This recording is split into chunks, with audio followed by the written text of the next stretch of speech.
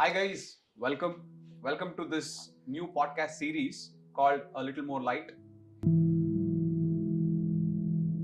In this series, Vinay sir and I will be discussing about different stories, philosophies, ideas, and insights that will inspire you as well as empower you to be better in your life as well as in these exams. So, welcome Vinay sir. It feels Thank odd to you, welcome thank you you. to your own show.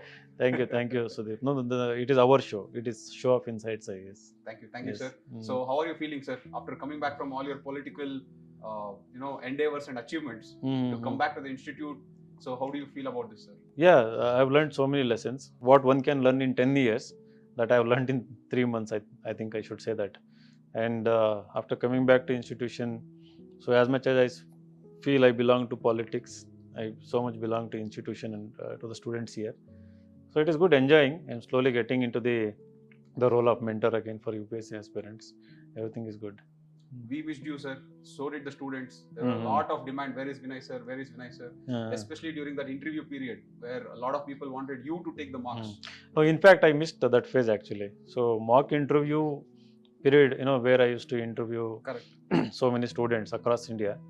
So I actually genuinely missed it because I used to learn so many things by interviewing others, by guiding them.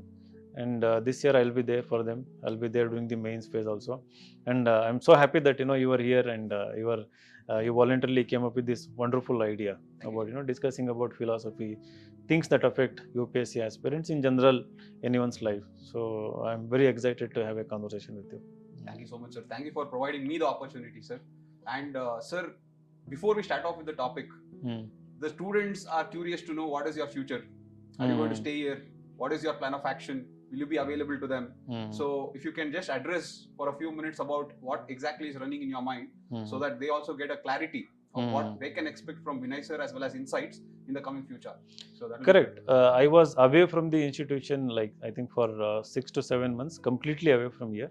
I was not able to give any time here. What I believed was that if I had to create a solid base in Davangere MP constituency, so I had to be there. Correct. Full time. Correct. Almost like 24/7 I was there. Our team did wonderful work. I was able to create a strong foundation, and as an independent I contested, and Yes. I was denied ticket. Yes. So then I went independent, contested as an independent, but I was expecting more than 1 lakh votes, and I got somewhere around 43,000. So which is decent beginning for a starter. And then here I have taken a very small break. Now what I'm going to do is that I'm going to divide my time between politics and insights IAS, because this is something very integral part of my whole journey. Correct, and we have created a wonderful team of people like you, and I have to be here. What I will be doing henceforth is that in a week 3 to 4 days here and 3 to 4 days at the constituency, and somewhere juggling between Delhi and Bangalore as well. So I'm going to be there for students and for you people, and we will be doing this show regularly. The thing is, I like doing this. So I have. It is not that I have shifted my passion from civil service to politics. So the passion is equally divided because they're interconnected. This interconnectedness I realized when I went to politics, because it allows me to grow personally. At the same time, it allows me to contribute to the society in multiple ways. So I think. So what I would like to tell everyone is that I'm going to be here. I'll be evaluating essays. I'll be there for interview guidance. I'll be there for mains answer evaluation, and in any way general guidance. And you are also doing the same thing for so many years, and you have contributed toppers. So collectively, we will help as many students as possible to emerge as toppers. And if you remember when Sidramaya sir came, correct, sir. For felicitation, we had launched Mission 100. Correct, sir. So I have this dream of contributing 100 toppers from Karnataka. Yes. So I think we should all together realize that dream. 100%, sir. And I hope you keep inspiring the students here as well as inspire the people of Davangere as well. So it is reciprocal. Yes, sir. So I'll do that and get inspiration from you and students as well. We will keep doing this. Sure, sir. And today's topic that we have chosen mainly is something that exemplifies what you did in Davangere. So I hope when we are discussing about this topic, a lot of narratives, the analogies, the stories, the experiences that you have had in Davangere will come out that will help inspire the students as well as also give them a perspective of what life should be. Correct. And how a decision making should be done. So I hope this is something that we can discuss, sir. Definitely. Even I'm very eager to talk about all those dimensions, all those things. Okay. So today, the topic that we are going to discuss has a very profound influence on every individual's decision-making abilities, the way they live their life, and the way they process their identity. And the topic today is the power of no. One thing what you should understand is saying no is one of the most difficult yet liberating decisions that we can make. Saying no to social invitation, it can be saying no to an additional project in the workplace, or it can be saying no to the social expectation that is put upon us. All these things, saying no is something that is very, very critical that you have to develop as a skill, because it is necessary for you to lead a life that is more fulfilling, that makes sense and has a balance. So, sir, the topic that we have chosen today is the power of no. So wonderful topic. Yes, thank you, sir. So what do you feel about this, sir? What is something that comes to your head at first hand when you say the power of no? Like when I heard the topic, I was wondering, I have had these experiences in my own life. So where I had to say no, I might have compromised and said yes. I have had smallest of experiences where I had to take a very small decision and say no, and then very big decision. Correct. So in my politics, I have experienced where I had to say no. Correct. Where I actually said no. So maybe in the course of interview, we can talk about it. And I hope you're okay forefronting the entire journey of yours. Mine is open book, no filter. Yes, sir. So I'm ready to talk about anything. Yes. Sir, so starting off to just kick off on the concept of the power of no. One question that usually runs in me is this power of no underestimated in the culture of India?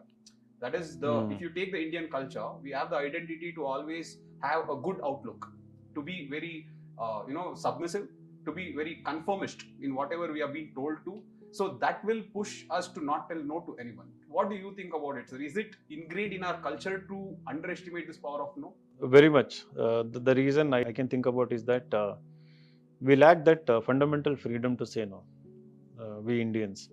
And the source of that freedom should be, our own economic well-being, our own well-being in the society. Correct. So I think if we are established strongly, I mean, as a family, as a community, and we have means, resources at our disposal, so then we will have that freedom to say no. For example, if one individual is rich enough and is very confident and is not insecure that his life can be managed with his own resources or whatever resources he can gain from his employment or anything, then so he will have that courage to say no. Very true. So right. So, but when it comes to individual, let us say one is preparing for the competitive exam. So we have an education system where this saying no was not encouraged. Correct, sir. School assignment you have to do. You cannot say no. You cannot say that I don't want to do my homework. Yes. Right.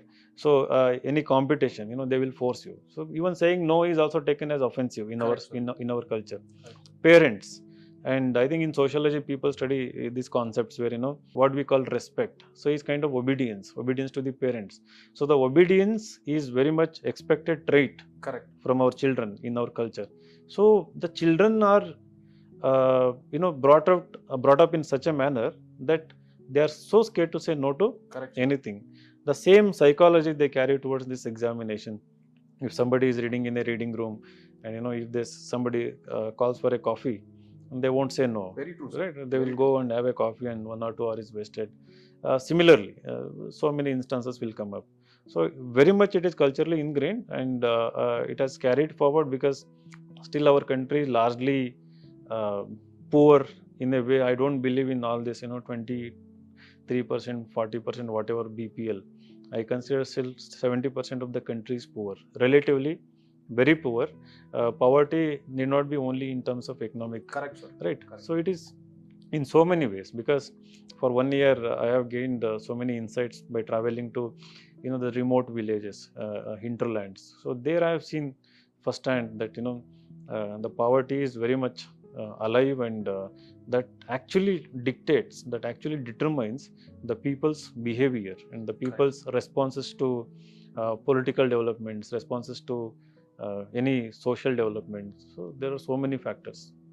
True, sir. So, sir, in whatever the thing that you told, one question that I would like to pose upon that is, so you told that within the study room, when the other students come and ask this student to come for a coffee, yes, that person is compelled to go. Now, what I feel, why is that person compelled to go is that person has maintained an identity. That identity is a good guy kind of an identity. So that person wants to perpetuate the same identity amongst that friend. So by telling no, that person fears that whether these people will perceive that person as a different guy. So that insecurity or that lack of confidence within that person about his or her identity is what makes them or compels them to always say yes. Though they don't want to do that activity, they will go ahead and do it for the sake of maintaining that good guy or good girl identity. Good guy, good girl. At the same time, they are afraid to lose that relationship. Yes, sir. They want to maintain that relationship. Yes. He is a friend, she is a friend. So if I say no, they will feel offended. So we don't want to offend others. Correct, sir. Correct, At the same time, we don't want to harm the relationship.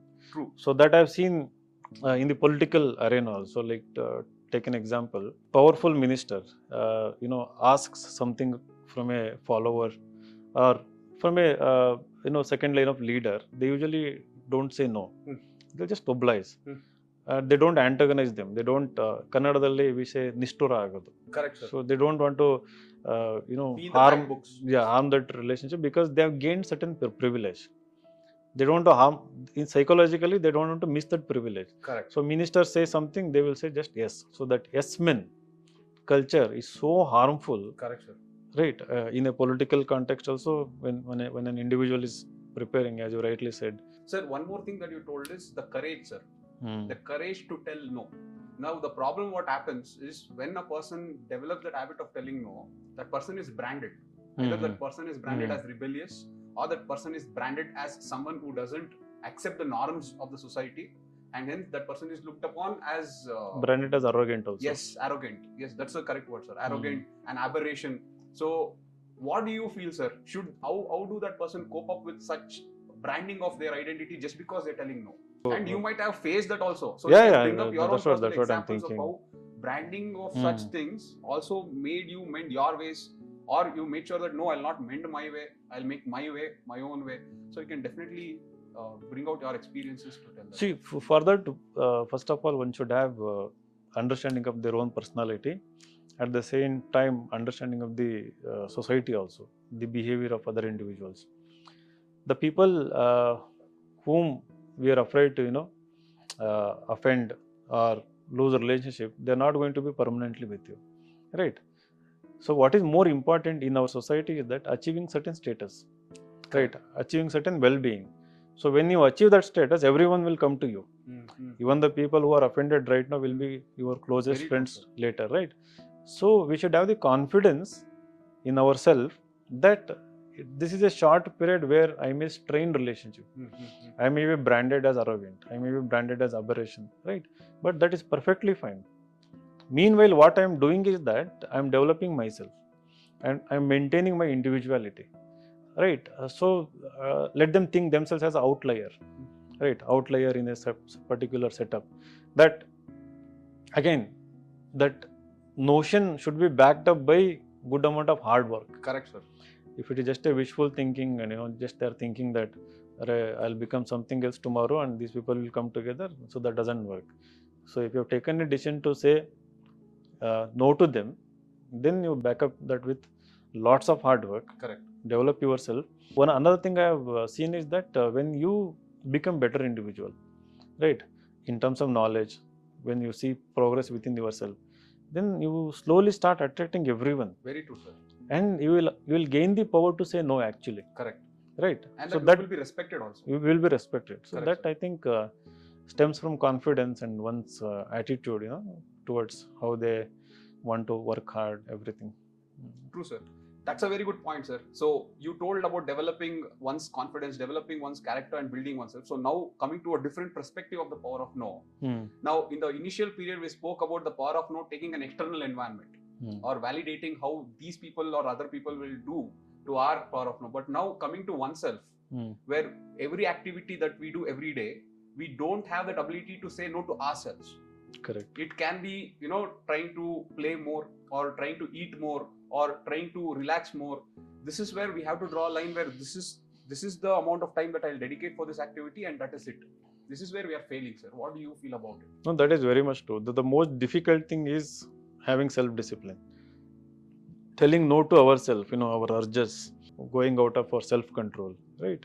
So I think that telling ourselves no, I don't think it comes through certain influence of culture or education system or anything. I think we have to discover. It's an innate ability. We have to develop that innate ability. So it is not something that I learned from my father. I don't think so. Correct, sir. Because the setup I am growing, the setup I am being right now in, is totally different compared to anyone who could influence. So that ability, I am self-realization, self-actualization, whatever you call, right? So I think that one can develop when they have a clear goal.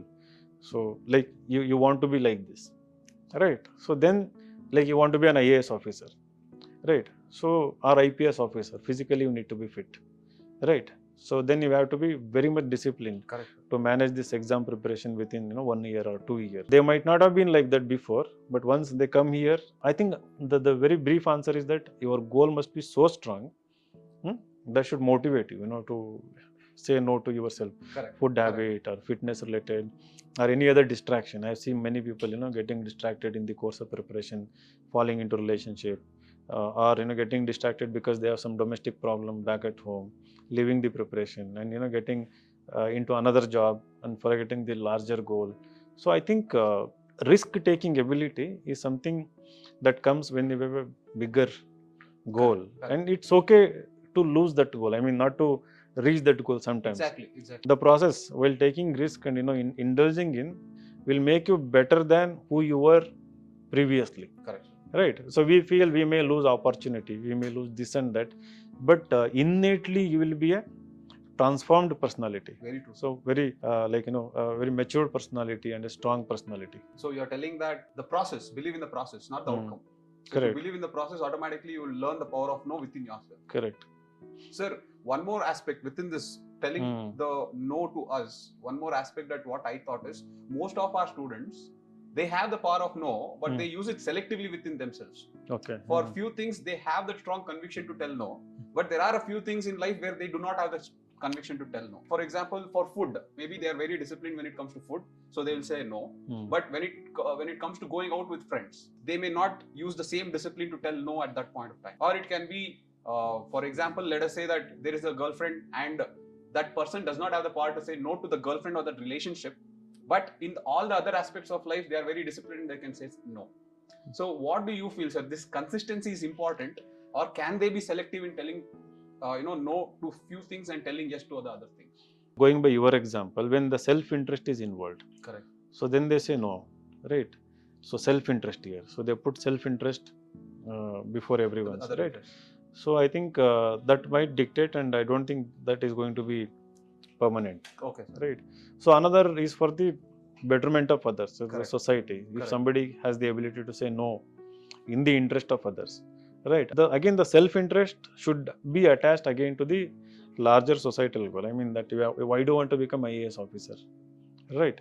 So the combination of both. So I think will help ensure consistency. Like I have to say no because as an IAS officer, I'm going to build homes. I'm going to build good schools. Right. If I say no today, right, tomorrow, using this time, extra time that I'm getting now. So if I improve myself, so tomorrow I can contribute to others. So short term, it's a self-interest. Long term, it is utilitarian. Very good, sir. Very true. Sir, is there any instances in your life where you have told no, or you have not told no, and you feel guilty about it, or is there any regrets? That life lesson that you have that you would like to tell our students so that they can learn from it, sir? So there are so many instances where I haven't said no. Yes, you can. People come for discount. I won't say no. People come for help. So I have never said no to anyone who comes to come for a help or anything. So I rarely say no to any individual who seeks help or something. So even at the cost of my resources or my time, I have said majority time I have said yes there. No. In the recent political development, when the ticket was missed, when somebody said no to my ticket. Correct, sir. So then I decided to go and contest as an independent.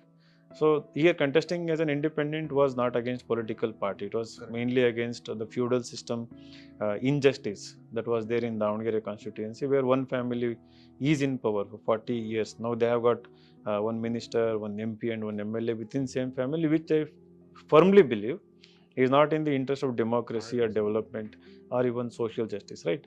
So I said no when there was a this reconciliation, or Correct, sir. the sandhana, what we call, was going between myself, CM, and our religious mutt guru and the minister. So then there I had to say no. No, in the sense when they said withdraw from the contest, I said no. For some perks and privileges. Yeah. So that was the toughest decision I had to make, because if I had said yes at that time, if I had withdrawn myself, today I would have enjoyed lots of privileges. Correct. Being close to CM and other things and all. So at that time I had to say no, because I had the interest of people in my mind, and at the same time the long-term example that it would set, right? So in politics, maybe for the youngsters, because this risk I had to take to set an example also. So at the cost of Very my true to own, this. at Yes, the sir. cost of my own political future or career also. At the time it felt so, but I don't think it is going to harm me in any way. The growth in politics all depends on how well you are connected with the people and how well you are going to make use of that, right? Correct, sir. So that I think I will be very active and it won't harm. So why I'm talking about this is that sometimes we hesitate from taking big decisions, Yes, thinking yes. about the future consequences. Correct, sir. So we think that we don't have plan B, or even if you have plan B, it will get affected. We will have to face negative consequences. So leave it. It's a future, right? So we don't know what is going to happen, and even if there is going to be an adverse situation, we should be smart enough to navigate through and use it as a pedestal or a step to rise from that again. Also, I think Correct. that smartness we have to develop, and also I always prepare myself for the worst possible outcome. So okay, so what is the worst thing that is going to happen? I'm not going to lose anything, Correct, right? sir. So for some people, losing that privilege, like let's say being very close to CM, they think that that is the biggest thing they want in their life. So Yes, sir. indeed, that is a good thing, right? So if I'm missing that, of course, I may be missing it, but I'm such a person that I find joy in little things also. Correct. Right? I'm perfectly happy in not having anything. So my happiness is not, it doesn't oscillate. It Correct. doesn't, waver just because I don't have something and I have something. So it is ultimately, born out of my own self-satisfaction. So things I do. So I had that clarity.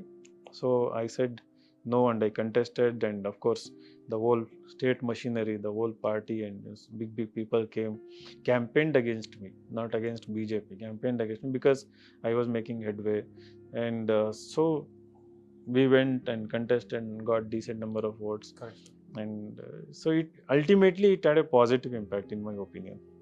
Sir, so I always believe there are two kinds of people, sir. One is conformists who conform to the well-laid path. Another is reformists who question the well-laid path and try to create their own path.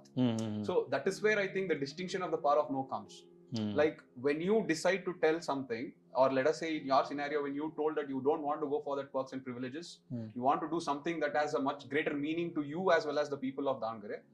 What I feel is you're trying to reform something that at the short term, the political ambience may not understand. So The here, people may yeah. So very nice. I had said no. Yes. Like no to the big people, I wanted to contest. The same message percolated and people understood it. Correct. But when time came to take a decision during voting, they didn't have the courage to say no. Right?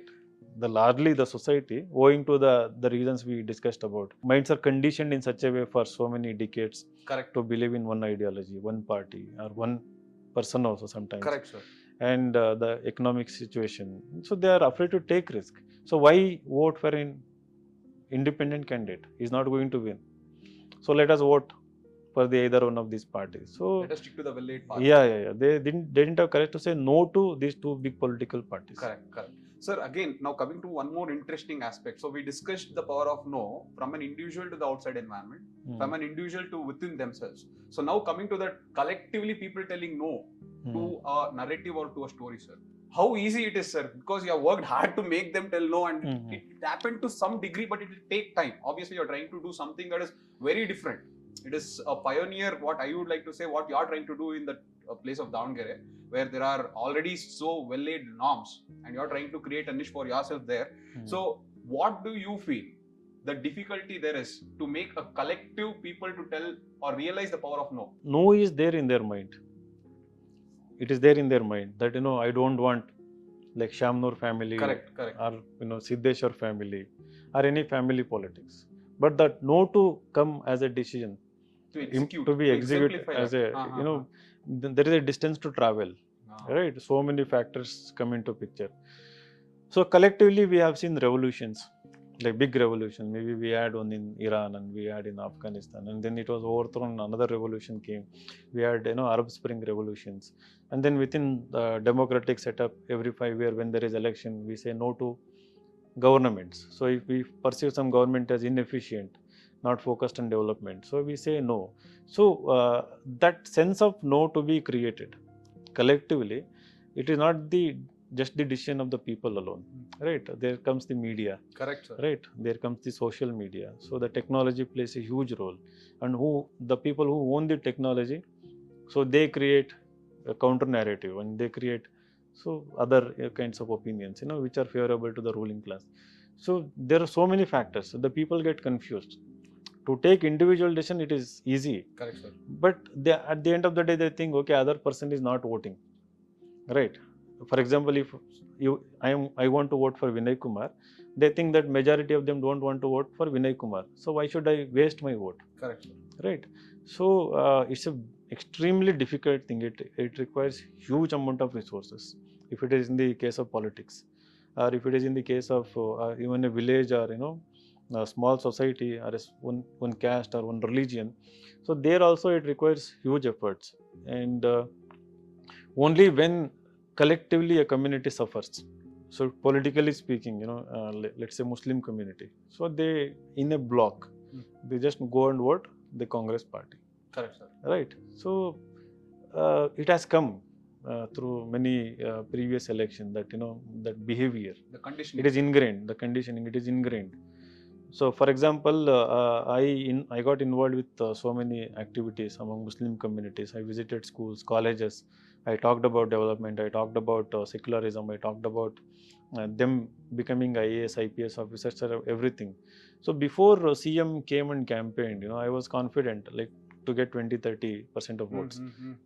After he came and said, if you vote for Vinay Kumar, it is akin to voting to BJP government. So I got 0.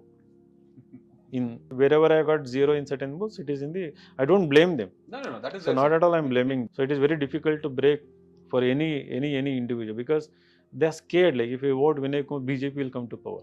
The behind the decision making, there is a fear.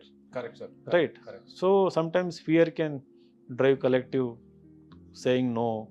Correct. Or something. So it's a very complex thing. That fear can override the collective conscience. Yes, and that can, correct. You told, sir, the distances, they have it in their mind, but the actions are not seen, because there is a still distance to travel. But the implication of this is that, anybody who wants to bring reforms in any community or any state, so they don't get encouraged. Right. So sometimes when people correct, sir. Go in other direction than they expected, what happens is that they get discouraged. They're not motivated to continue. So it happens. It has happened with so many people in the past. So we should not give up. Right. I believe it is possible, whether for an individual or for a group of individuals, to reform. I mean, if that saying no is impacting that group or even the nation, so if the small group of people are trying to reform that for a good cause, so I think through persistence and through some kind of smartness, so I think we can do it.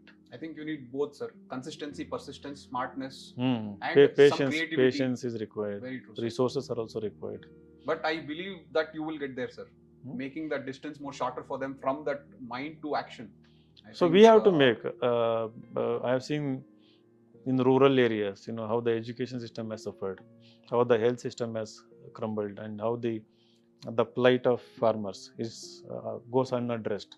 So there is no way to vent out or get grievances addressed. So Correct. there are so many issues. Sir, now coming to the same no that we are speaking about, I believe there are two types of no.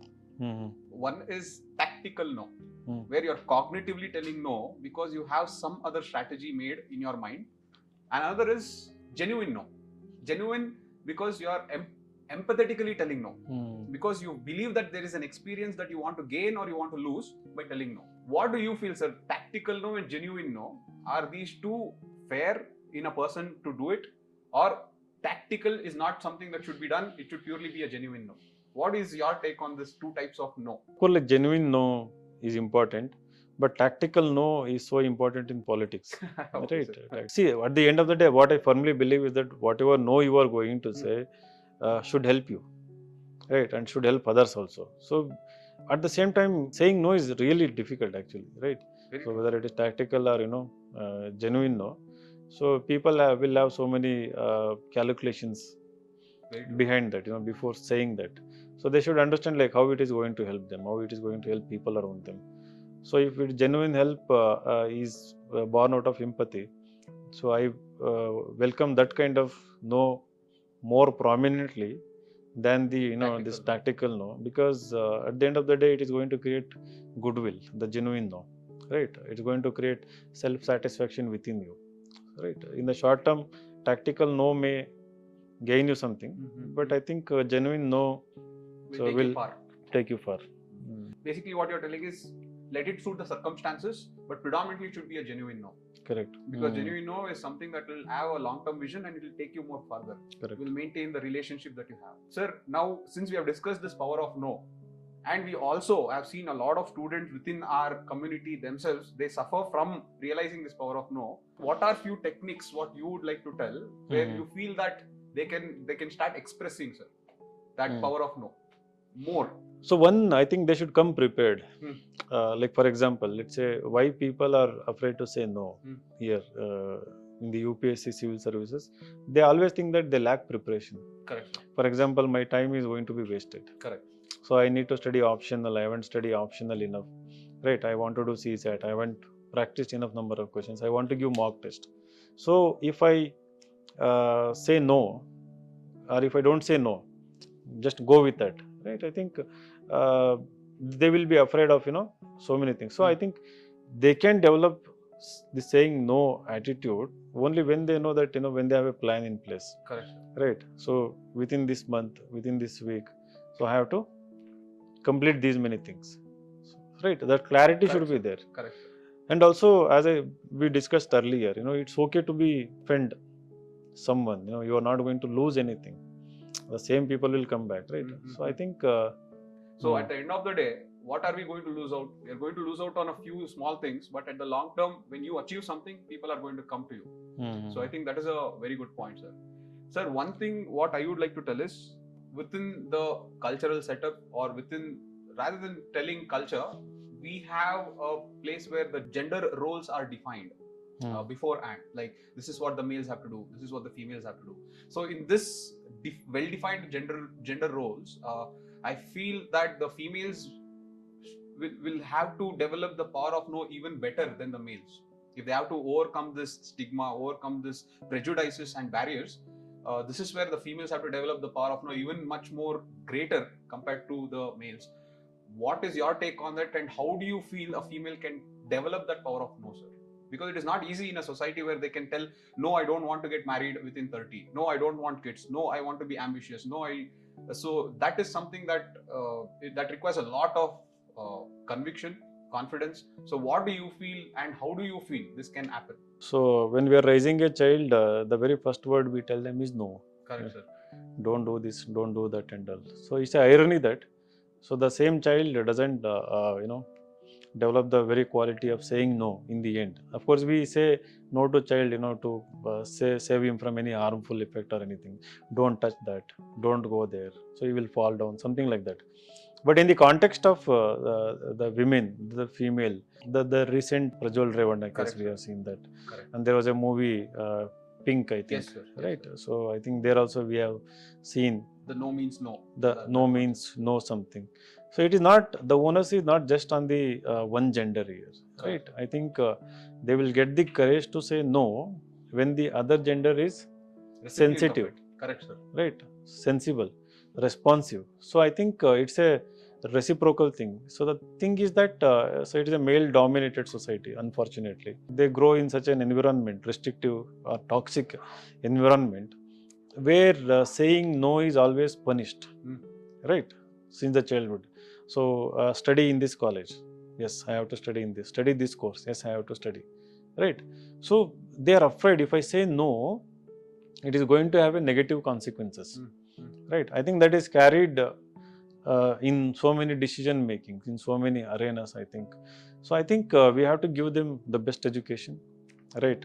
And we have to give them good employment, right? That self confidence is very important, becoming bold, right? So that boldness we have to teach to all our girl children. So teach in a way that, you know, we cannot be taught, teach it. Correct. It cannot be taught. So that kind of environment should exist within the family, that freedom, the original thing I spoke about, the Very freedom. True. Very true. So I think if we give the freedom, and also our parents are very scared of few things, you know, our girl children will make mistakes. For example, we don't want them to develop relationship, and we are afraid of this divorce thing in culture because of the stigma attached and all. So what happens is that we create a very restrictive environment, and, you know, we impact their decision making abilities, and, you know, we make them think linearly about so many things. So if we remove those things, give freedom, and allow them to experiment, so I think they will develop the ability to say no at the later stages, you know, when crucial decision making should happen. So I think it I think applies for both boys and girls, more so for girls, you know, they're restricted to in kitchen, the pink collar jobs, right? So it all depends on parents education also, parents awareness also, and also the community. The neighbors will say something negative or bad, the parents are afraid. We have to hear so many negative things from relatives, neighbors, right? Same caste people, right? If they are going for intercaste marriage. So I think it's a very complex situation. Yes. So I believe it will only improve after when we attain 100% literacy. Not just like normal literacy, but that awareness. Correct. And also economic development is also associated with this. So that gives financial freedom is at the bottom of everything, right? I have seen like, so like in liberal countries, Muslim countries. Correct. Like Jordan, right? Iran used to be very liberal. Afghanistan used to be very liberal in the beginning. So they would easily say no to hijab, right? So now in the Indian context, it becomes difficult. So I think it all depends on the freedom, the political freedom also. Yes. So for example, sometimes there may be a political party, if there is someone going for Hindu-Muslim marriage, they will make it a big issue there. Correct, locally, and it can sometimes become a national issue also. So parents will be afraid, right? So the girl will also become scared of that. So I think so many things are there. To put you on the spot, coming to the UPSC arena, especially the girl students, they'll be given an exact time frame of 2 years. So you clear or you don't clear, I don't care, you're going to get married. So this is where a lot of students come back to us and tell that I have to clear, otherwise they're going to get me married, and they don't have that empowerment or the power to tell no to their parents. Though they are very, very talented, they have gone very close to the success but not reached there, they have to get married because they don't have that option to tell no. So this is the context. What is your advice to these students on one place, as well as what is your advice to the parents who are putting that pressure on the student also? First one, they should go for higher education. They go for employment. Spend 1 year into coaching, and maximum 2 years, then enroll for higher education. Try to get into best institutions like IIM, IIT, National Law School, or Delhi University, JNU, such kind of institutions, right? So first 2 years, you invest in coaching or, you know, UPSC preparation. Do it intensely, then immediately go for higher education, then go for employment. So when you actually have employment, you borrow time. Basically, the parents understand, anyway she is earning, she is sending some savings, right? So they delay marriage. I mean, it's a psychological thing. So it allows you to get certain freedom, right? Correct, sir. Decision making becomes easy.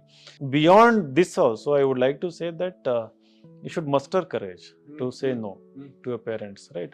So I tell most of the girl students here, even back in my constituency, when I visited colleges, even schools. So when someone was studying in 10th, 11th, I told, don't marry till age 28. Go, explore the world, get job, study well, whatever hobbies you have developed, try to be good in them, participate in competitions, try to excel. So I actually told this, and in front of the rural parents also. So when they had come, and here, UPSC girls, they should make the parents understand about the future life also.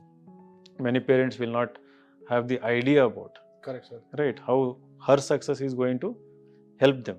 So when you become an IAS officer, your own girl child becomes IAS officer, nobody has the courage to tell her you marry, right? Yes. Because they'll be searching for a IAS officer, IPS officer. It can get delayed till age 32, 33, right? Correct. So Then it is. It doesn't matter. It doesn't. It is proportional to her own achievement actually. Correct, sir. That is very Right. true. So I think they should think in that direction. And any message to the parents, sir, who are putting that pressure on them? Parents, they always think about two things. Definitely the happiness of their child, and second, their own social prestige. Correct, sir. Right. So anything that impacts these two, they think that getting her married to a good groom early is in the happiness of the girl child. That is their notion. So I would like to tell them that beyond these two, the bigger thing is that their own daughter getting into a highly responsible role of, let us say, IAS, IPS, and helping lakhs of other girls. So I think nothing can match that feeling. So it is just that they should have the confidence that eventually, after 1, 2, 3, or 4 attempts, their daughter is going to crack this examination. So they should give unconditional support and love and freedom. Correct, sir. To the children to fail and then to pass and then to reach their goal. Sir, I am a reader of a person called Paul Bloom. So he has written books like Sweet Spot, Against Empathy. So there he makes a very, very valid justification in one of his books. The power of no will come to anyone if there are 4 instances that comes to them, sir. One, that person says, when you know that you are going to get some meaningful experience in the future, you will decide to tell the power of no. The second instance that person says is, Paul Bloom says is, if you know that you are going to make an impact in your life or in the lives of many, then you will get that power of no. The third is, if you are going to set a narrative to tell a story about yourself to you or to others, then you get the power of no. And the last instance that person says is, he says, whenever you get that transcending that experience of previous negative experiences, something negative loss has happened in your life and you want to transcend that, then you get that power of no. So Paul Bloom very excellently, he's an American psychologist, so he gives these are the 4 important dimensions that pushes a person to tell the power of no. So basically, to give my instance, when I used to work in my IT industry, when I decided to take up UPSC, I did not inform them that I was doing my IAS or UPSC. I just told them I want to study, so I'm going to quit my job. So then, actually, to appreciate this, the CTO of the Edorai Technologies came to me, he sat next to me. I still remember his name is Venki sir. So I love you, Venki sir. So he sat next to me and he told, Sudeep, I know who you are. You can continue with the same package. You can attend only half of the work and half of the day you can go back and study. Because I was in a dilemma for weeks together. What to do? Should I quit my job? So then when I told no, it was mainly because of the narrative that I was telling myself. That I'll be an IAS officer. I'm going to do huge things in life. So I took a no. I told no, I quit my job. So after that, my journey started. In the UPSC, I gave my 5 mains, 2 interviews, nothing happened. So then the regret started setting in. But what made me not to regret more was the plan B, sir. The plan B was the Insights IAS, which helped me stand on my own, which gave me that belief. And that is when that power of no, I had no guilt on that no, because my contribution to the students, the meaningful experiences that I started having at Insights, that helped me stand convicted to the no that I had taken there. What I believe is these are the 4 instances where you constantly keep wavering here and there, but if you don't have to feel guilty about your no, you either have meaningful experiences, the impact that you do, or you transcend the previous negative experiences that you have in your life. Setting the narrative. Correct, and setting the narrative to yourself. So I believe that this is something that a student has to look for when they want to feel that they have to express their power of no. So one thing you said is about regret, Correct, sir. So many people don't say no because they think they are afraid of regretting it later. So what if I regret this particular decision later? So I think we should not be afraid of the word very regret. So you have taken a decision, whatever be the consequences, you have to live with it. So if you're making a decision, if it doesn't help you, so I think we should not regret it. Instead, what we need to do is that we have to make a better decision in coming days. So it is always possible to rise from ashes, correct, like phoenix, whatever be the situation. So that also we have to understand and be confident about. Like for example, I met this guy. Okay, I don't remember his name. During the course of this politics, so I think he had made some huge losses by experimenting so many businesses. So this guy came to me and told me that, now I'm totally bankrupt, sir. The only thing that is left is my life and I want to die now. So I told him, like, you don't have anything to lose right now. You're totally free now. That's the most powerful thing to use. So you are a free individual. There are so many stories of rags to riches, right? You can experiment right now. So I told him, go to a powerful politician's house. Don't talk to them. They're all powerful people. Come there. Selflessly, you just help them. I mean, whatever. So do everything. Rise from ashes slowly. Build network. Gain the trust of these powerful people. So they definitely want extra hands. So you never know, your luck might strike. Very true. I don't know where he went, what he's doing. So I've seen when people of such situation, they are not afraid of death anymore because they have prepared their mind for the death. Sir, and what do you intend to tell about Manasa ma'am's statement that yes is for survival, but no is for thriving? What is your take on that? Manasa ma'am is very intelligent. She has said good thing. Yes is, what is that? Yes are told by people for mainly survival. No is basically for thriving. Yes is for survival. No is for thriving. Very good. No transforms you, right? Yes, sir. You take a risk and then you face a challenge, and when you successfully face that challenge or even unsuccessfully face that challenge, you are slightly a better person than you used to be. So it's a thriving. So it is not just the survival status quo, right? Yes. So it have no meaning in life. You just survive. Thriving, progress. So you are making a progress, and then you'll get the courage to make a bigger decision in future. Correct. Right. And you have allowed your own personality to take bigger challenges, more bigger roles. Correct. Right. So I think from that context, if you see, the most powerful politicians have most powerful network. So they get the complex things done because their brain or mind or everything is prepared in such a way over the course of so many years experiences because of the risks. So you reach that apex only when you keep taking risks. So otherwise, if you're just surviving. Sir, so I have written a few statements taken from a book called The Power of a Positive No. It's again a wonderful book written by William Ury. So I'll just read out the statement, sir. Would you try to use your wisdom to give us some pointers on those statements, if possible? The first thing is, to empower your no, you must have a plan B. What do you feel about this, sir? Do you, sir? You don't have to agree with this. That's what I'm not agreeing with that. Yes, actually, yes, that's what suddenly I thought about. So, but the word is empower. To empowering the no, the decision you have taken to say no. You should have a plan B. So it's basically safe playing. It's a defensive play. Fair enough, sir. So I don't agree with that. Even if you don't have plan B, burn your boats. So that's what. Go ahead. Yes, go ahead with this. I mean, if you firmly believe in that. Right. So plan B maybe can later emerge, or you can create another opportunity. Right. So it is, I mean, if you're in a very initial stage without any resources, then maybe it makes sense. And if you're developed and if you have some resources, then don't think about plan B, just plunge. Sir, in order to get a yes to your no, start by showing respect. That is true. So respect to our own decision. Correct. respect to others, respect to society. So that is there. Again, the respect, we have to differentiate. Is this respect is kind of some kind of blind obedience? So what is it here? Right. There's genuine aspect to it, then it makes sense. Hmm. Okay, sir. Fair enough. So this is a very good thing. To make your no stick, you have to help turn resistance into acceptance. What is your take on that, sir?